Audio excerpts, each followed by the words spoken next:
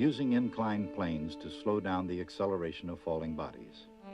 He did find something rather fascinating. No matter what path it followed, the ball would return to its original height, almost as if the ball remembered its original position. Of course, Galileo knew that an inanimate object couldn't remember where it had been. But he realized the ball retained something very powerful. If not memory, he wondered, what did the ball conserve? The answer didn't come speedily, but speed is the key to the answer.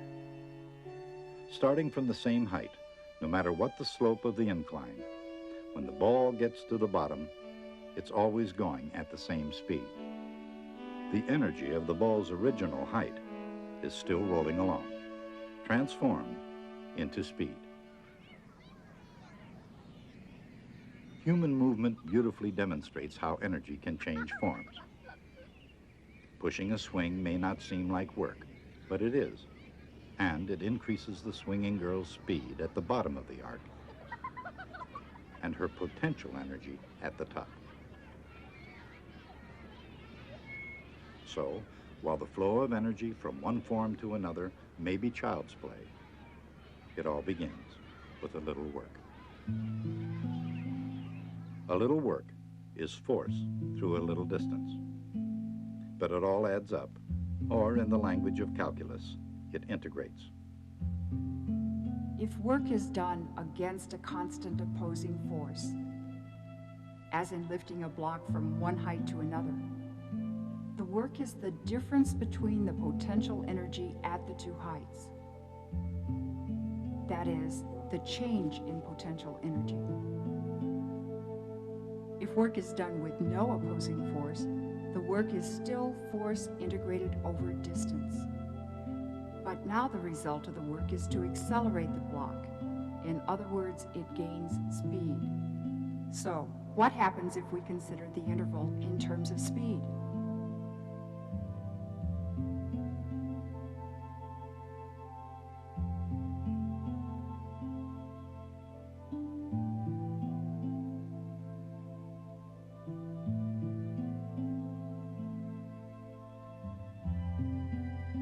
In terms of speed, the work is the change in the quantity 1/2 mv squared.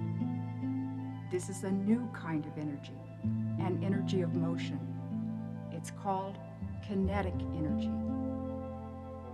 It takes more than the speedy work of calculus to create the kinetic energy of a body in motion.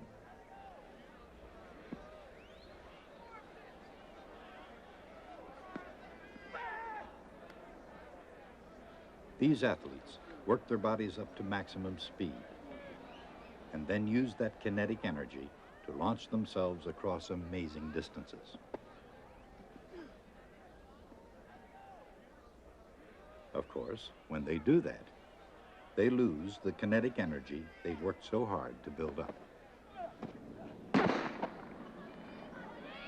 But if there are only two forms of energy, potential and kinetic, and neither is conserved, how can any form of energy be conserved?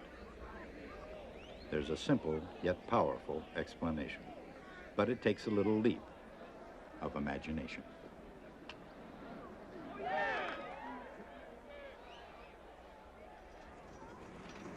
Potential energy changes constantly, and kinetic energy is in a constant state of flux. But when the sum of kinetic and potential energy is considered together, the totality of energy is a constant. In other words, energy, E, equals potential, U, plus kinetic, K, and that's a constant. Potential energy of height changes into kinetic energy of motion, and back again.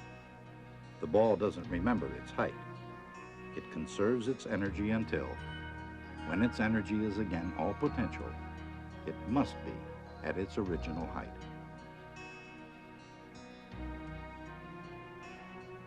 Turning speed into height can be both a spectacular feat of coordination and an impressive demonstration of the relationship between kinetic and potential energy. In this case, the faster the run, the higher the vault.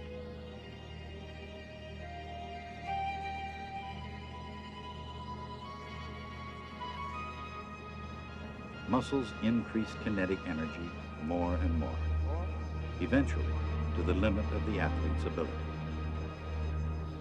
The pull changes all that kinetic energy into great potential.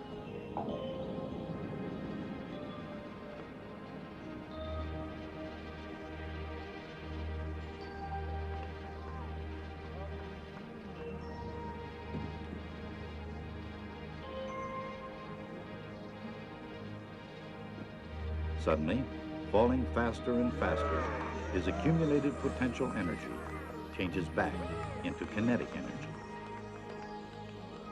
But something's wrong here. Now he has neither potential nor kinetic energy. And if energy is conserved, where did it go? Indeed, what happens to all the used up energy on Earth?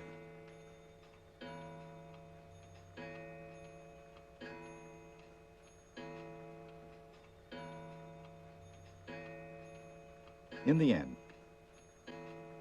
kinetic energy and potential energy alike hit the dust. Nothing on Earth moves forever. The conservation of energy, the law of inertia, Galileo's law of falling bodies, these are notions of science, not science fiction.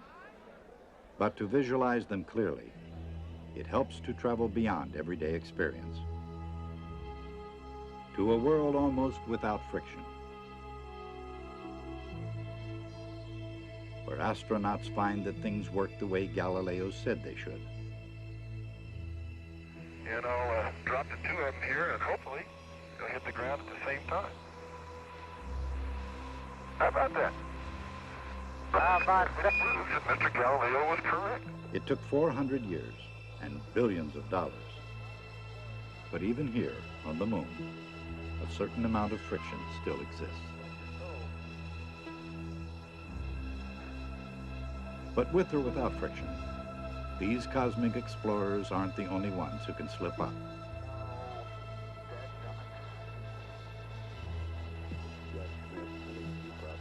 Consider the